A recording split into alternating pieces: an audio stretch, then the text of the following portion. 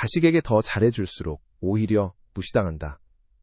여러분도 이렇게 알고 계시죠? 틀렸습니다. 정확히 말하면 무제한으로 잘해줄수록 오히려 존중이 사라질 수 있습니다. 심리학 연구들은 오래전부터 이 역설을 경고해왔거든요. 헌신이 클수록 상대에게 당연한 존재가 되고 당연한 존재는 쉽게 가벼워집니다. 그렇다면 존경받는 부모는 어떻게 다를까요? 그들에게는 딱 한 가지 결정적인 차이가 있습니다. 오늘 이 영상에서 그 차이의 심리적 구조를 밝히고 무시가 아니라 존중을 되찾는 방법을 알려드리겠습니다. 자, 그 이야기를 지금 바로 시작하겠습니다. 여러분의 탓이 아닙니다. 부모가 자식에게 무한히 헌신하는 것은 너무나 자연스러운 일입니다. 하지만 관계에는 구조가 있습니다. 그 구조를 모르면 진심이 오히려 역효과를 냅니다. 많은 부모들이 이 상황에서 공통적으로 경험하는 감정이 있습니다. 서운함과 억울함입니다. 내가 이렇게까지 해줬는데 왜 자식은 나를 이렇게 대하는 걸까? 한번 생각해 보세요. 심리학은 여기서 매우 명확한 답을 내놓습니다. 이건 여러분의 탓이 아닙니다. 인간의 뇌는 반복적으로 주어지는 자극에 빠르게 적응합니다. 이것을 습관화라고 부릅니다. 뇌과학은 이렇게 말합니다. 새로운 자극은 도파민을 분비시키지만 반복된 자극은 도파민 반응을 줄입니다. 처음에는 고마웠던 부모의 친절이 시간이 지날수록 당연한 것으로 느껴지기 시작합니다. 이것은 자식이 나쁜 사람이라서가 아닙니다. 뇌가 그렇게 작동하도록 설계되어 있기 때문입니다. 잠깐, 여기서 중요한 게 있습니다. 습관화는 가까운 사람일수록 더 빠르게 일어납니다. 심리적 거리가 가까울수록 상대의 행동을 더 쉽게 당연하게 여기게 됩니다. 부모와 자식은 세상에서 가장 가까운 관계입니다.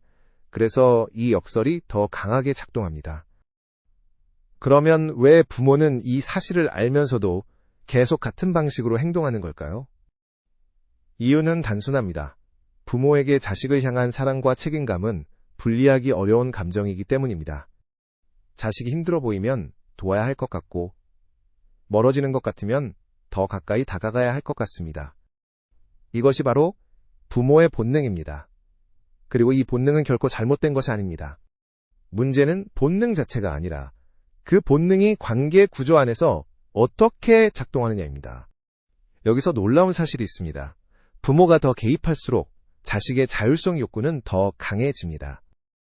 심리학자 에드워드 대시의 자기 결정 이론에 따르면 자율성은 인간의 가장 기본적인 심리 욕구입니다. 자율성이 침해받을 때 인간은 심리적 반발심을 경험합니다. 이것을 심리적 반발이라고 합니다. 부모의 관심이 자식에게 압박으로 느껴지는 순간 자식은 무의식적으로 거리를 두기 시작합니다. 이것은 자식이 나쁜 사람이라서가 아닙니다. 뇌가 자율성을 보호하려는 반응입니다. 여러분의 탓이 아닙니다. 관계의 구조를 몰랐을 뿐입니다. 그렇다면 왜 이 구조가 만들어지는 걸까요? 뇌과학이 그 핵심 메커니즘을 밝히고 있습니다. 사실은 이렇습니다. 인간의 뇌는 예측 가능한 것에 가치를 낮게 매기도록 설계되어 있습니다. 뇌과학은 이렇게 말합니다. 항상 예측 가능한 보상은 도파민 반응을 감소시킵니다. 2005년 에모리 대학교 연구팀의 실험에서 예측 불가능한 보상은 예측 가능한 보상보다 뇌를 4배 더 강하게 자극했습니다. 즉, 늘 예측 가능하게 잘해주는 부모는 뇌의 관점에서 자극이 낮은 존재가 됩니다. 잠깐, 여기서 중요한 게 있습니다. 이것이 존중이 사라지는 근본적인 이유입니다. 이것은 자식의 인성 문제가 아닙니다. 뇌의 생존 본능이 관계 속에서 작동하는 방식입니다. 그렇다면 존경받는 부모는 무엇을 다르게 할까요? 그 차이는 딱 한 가지입니다. 존경받는 부모는 자식의 삶에서 예측 불가능한 존재입니다. 항상 거기 있지 않는 사람입니다. 자기 삶이 있고, 자기 시간이 있고, 모든 요청에 즉각 반응하지 않는 사람입니다. 이러한 사람은 뇌의 관점에서 높은 가치를 가집니다.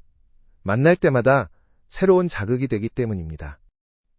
한번 생각해 보세요. 여러분, 주변에 만날 때마다 기대되는 사람은 어떤 사람인가요? 늘 연락 오는 사람보다 가끔 연락이 오는 사람의 메시지가 더 반갑지 않으신가요? 이것이 바로 심리적 희소성의 원리입니다. 희소한 것에 인간은 더 높은 가치를 부여합니다. 존경받는 부모는 자식에게 사랑을 덜 주는 것이 아닙니다. 자기 삶을 먼저 사는 사람입니다. 자신의 취미가 있고, 자신의 관계가 있고, 자신의 목표가 있는 사람입니다. 그러한 부모 앞에서 자식의 뇌는 자동으로 각성됩니다. 이 사람을 더 알고 싶다는 욕구가 생깁니다. 이것은 조종이나 계산이 아닙니다. 관계의 건강한 구조를 회복하는 것입니다. 여러분의 탓이 아닙니다. 관계의 구조를 이제 알았으니 바꿀 수 있습니다. 그러면 우리는 어떻게 해야 할까요? 뇌과학이 알려주는 방법은 생각보다 간단합니다. 첫째, 즉각 반응을 멈추는 것입니다.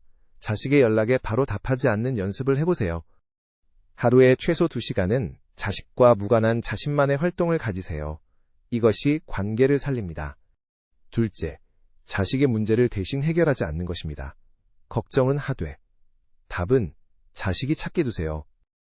자식이 스스로 문제를 해결하는 경험이 쌓일수록 부모에 대한 신뢰와 존경도 함께 높아집니다. 셋째, 부모 자신의 감정을 솔직하게 표현하는 것입니다. 상처받았다면 상처받았다고 말하세요. 참고 또 참는 것이 사랑이 아닙니다. 감정을 표현할 수 있는 관계가 진짜 건강한 관계입니다. 한번 생각해 보세요. 여러분이 바꿀 수 있는 것은 자식의 태도가 아니라 자신의 행동입니다. 자신의 삶을 먼저 충실히 살 때 그 변화는 반드시 관계에도 영향을 미칩니다.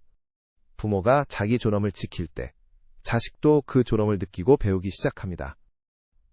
존경은 많이 베푼다고 생기지 않습니다. 자기 삶이 있고 기준이 있는 사람에게 생깁니다. 오늘 여러분이 기억하셔야 할 것은 단 하나입니다. 자식에게 존경받고 싶다면 먼저 자기 자신을 존중하세요. 더 잘해주려 하지 마세요. 먼저 자신의 삶을 가장 앞자리에 두세요. 그때 비로소 자식도 부모를 그저 늘 있는 사람이 아니라 자기 삶을 가진 한 사람으로 다시 보기 시작합니다. 오늘 영상이 도움이 되셨다면 이 내용이 필요한 분께 공유해 주세요. 여러분의 응원이 더 깊이 있는 콘텐츠를 만드는 힘이 됩니다.